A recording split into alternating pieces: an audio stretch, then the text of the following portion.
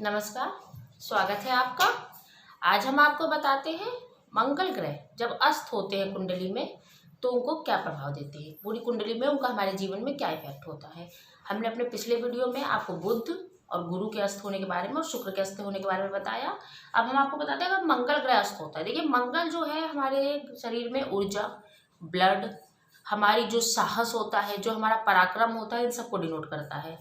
तो मंगल जो है वो ऊर्जा है, एनर्जी है। अगर मंगल ही कुंडली में अस्त होते हैं तो क्या होता है। देखिए, मंगल अस्त कब कब होते हैं। एक तो सूर्य के साथ जो ग्रह होते हैं वो अस्त होते हैं। इसके अलावा मंगल जो है तब भी हीन हो जाते हैं, अस्त तो नहीं लेकिन हीन हो जाते हैं अगर वो राहु के साथ हो। उनका कोई इफेक्ट नहीं होता है हमारी कुंडली में, वो एक तरह से होके भी ना के बराबर हो जाते हैं। तो मंगल का अस्त होना क्या प्रभाव देता है।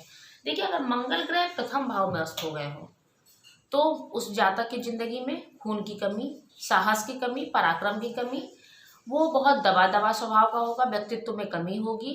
मे बी पॉसिबल वो किसी दिमागी बीमारी का भी शिकार हो सकते हैं। द्वितीय भाव में अगर मंगल अस्त हो तो आपको धन संपत्ति में, पैतृक धन संपत्ति में मंगल अगर अस्त है, वाणी में, बोलने की कला में, वाणी में, और यहाँ तक कि वाणी दोष भी हो सकती है। तृतीय भाव में मंगल अस्त हो तो भाई बहनों की संख्या में कमी होगी, नहीं होगी। भाई बहनों की संख्या में कमी क्या, नहीं होगी। चतुर्थ भाव में अगर मंगल अस्त है तो आपको चतुर्थ भाव में अगर मंगल प्रॉब्लम में नहीं, मतलब अस्त नहीं है, हीन नहीं है, तो बहुत अच्छा परिणाम देते हैं। कुछ मामलों में, धन संपत्ति के मामलों में अच्छा परिणाम देते हैं, अचल संपत्ति के मामलों में अच्छा परिणाम देते हैं। लेकिन अगर यहाँ पे मंगल अस्त है, माँ पे भारी होते हैं, यहाँ मंगल माँ पे भारी होते हैं, लेकिन बाकी चल संपत्ति के लिए अच्छे होते हैं। यहाँ पे अगर मंगल अस्त है तो समझ लीजिए कुंडली में कई सारे दोष, क्योंकि मंगल की दृष्टि यहाँ से कई भाव में पड़ती है, तो इसलिए आप ये समझ लीजिए यहाँ पे मंगल का अस्त होना बिल्कुल भी अच्छा नहीं है। क्योंकि 1 2 3 4 5 6 7 दसम भाव पर वो सीधा परिणाम देते हैं। अगर वो दसम भाव पे सीधा परिणाम देते हैं, इनकी दृष्टि पूरी पूरी 7वें उससे दसम भाव में पड़ती है, तो आप ये बात समझ रहे हैं कि इसका परिणाम क्या होगा। मंगल की दृष्टि, अगर अस्त मंगल की दृष्टि यहाँ पे पड़ रही है तो आपके कार्य क्षेत्र कोई नहीं बनेंगे। आप जिस कार्य को करेंगे उस कार्य में आपको हानि होगी, कार्य शुरू नहीं कर पाएंगे, कार्य सेलेक्ट नहीं कर पाएंगे, और अगर मिल भी गया, ये निकेन प्रकार मिल भी गया, तो उसमें सफलता बड़ी मुश्किल से होगी। तो यहाँ पे मंगल बिल्कुल भी अच्छे नहीं होते, अस्त तो बिल्कुल ही नहीं। यहाँ पे अगर मंगल अस्त है तो पंचम भाव विद्या, बुद्धि, धन, पढ़ाई लिखाई में रुकावट आएगी। बड़े कंपटीशन या किसी अच्छी चीज़ की पढ़ाई कर रहे हो, टेक्निकल पढ़ाई कर रहे हो, सफल नहीं हो पाएंगे। पैसे की कमी आएगी, कोई भी कमी आ सकती है, मगर आपको पूर्ण करने में बड़ी दिक्कत होगी। संतान होने में बड़ी दिक्कत होगी, पुत्र होने में तो नहीं ही, मान लीजिए पुत्र तो नहीं ही होगा।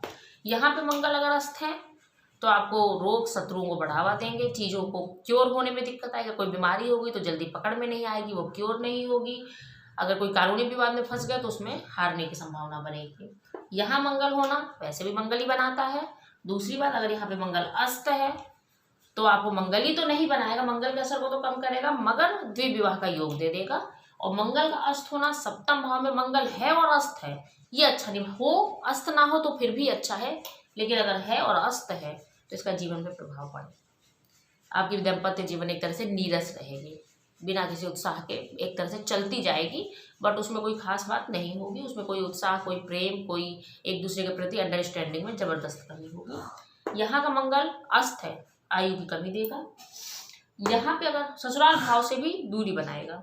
यहाँ भाग्य स्थान पर अगर मंगल अस्त है तो भाग्य स्थान पर अगर मंगल अस्त है और इनके जो स्वामी है वो भी किसी पॉजिटिव ग्रह में नहीं, और न इन पे किसी पॉजिटिव ग्रह होगी। इनमें से किसी भाव को बताते समय इस बात का ध्यान रखिएगा, इन पे किसी अच्छे ग्रह की दृष्टि अगर पड़ रही है तो बढ़ावा मिलता है। अगर किसी ग्रह की दृष्टि भी नहीं पड़ रही है तो भाग्यहीन होंगे। दसम भाव में अगर मंगल है, दसम भाव का मंगल बहुत अच्छा होता है, आपको सेनापति बनाता है, पुलिस प्रशासन में अच्छी नौकरी दिलाता है, नहीं भी है तो नेतृत्व क्षमता देता है। मगर यहाँ मंगल अस्त है तो यही सारी चीज़ें आपको नहीं प्राप्त होंगी। इन चीज़ों का प्रभाव आपके जीवन में खत्म हो जाएगा। आप में नेतृत्व का गुण में कमी आ जाएगी, आप किसी को लीड नहीं कर पाएंगे, आप खुद दूसरों की बातें सुन के काम करने वाले होंगे, इस तरह का स्वभाव हो जाएगा। 11th हाउस में अगर मंगल अस्त है तो इनकम में कमी आएगी। अगर इनकम है तो व्यय इतना ज़्यादा होगा कि आप उसे बचा नहीं पाएंगे, सेविंग के नाम पे कुछ भी नहीं रोक पाएंगे। 12वें भाव में मंगल है, अस्त है, तो आपको कहीं घूमने फिरने, बाहर जाने, विदेश गमन और व्यय, इन दोनों चीज, व्यय में मंगल अस्त होने से कमी आने की जगह व्यय में बढ़ोतरी होगी। यानी व्यय जो है वो व्यय भी होंगे जो आप नहीं करना चाहते। इस तरह से 12वें भाव में अस्त मंगल का प्रभाव होता है। देखिए, मंगल राहु के साथ भी अस्त नहीं होता मगर हीन होता है। इसीलिए जब राहु के साथ अगर मंगल है तो राहु का उपाय करेंगे तो मंगल स्ट्रॉन्ग हो जाएगा, या मंगल को बढ़ा देंगे, राहु को हीन कर देंगे, तब भी हो जाएगा, आपका काम हो जाएगा। यानी कि मंगल और राहु की युति से क्यों खराब है?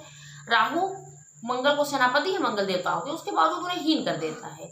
तो या तो राहु को शांत कर दीजिए, मंगल अपने आप ठीक है, मंगल को बढ़ा दीजिए, राहु अपने आप दब जाएंगे। तो इन सब चीज़ों में इन चीज़ों का ध्यान रखना होता है कि क्या करने से इन ग्रहों की ये स्थिति खत्म हो जाएगी।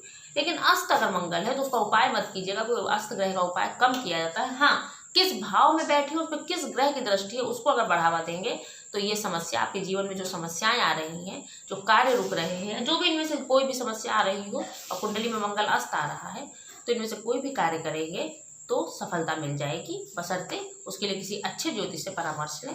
उम्मीद करती हूँ आपको हमारी बात समझ में आई होगी, आपको हमारा प्रेडिक्शन समझ में आया होगा। अगर कोई दिक्कत लगे कमेंट बॉक्स में लिखिए, हम आपका मार्गदर्शन जरूर करेंगे। नमस्कार।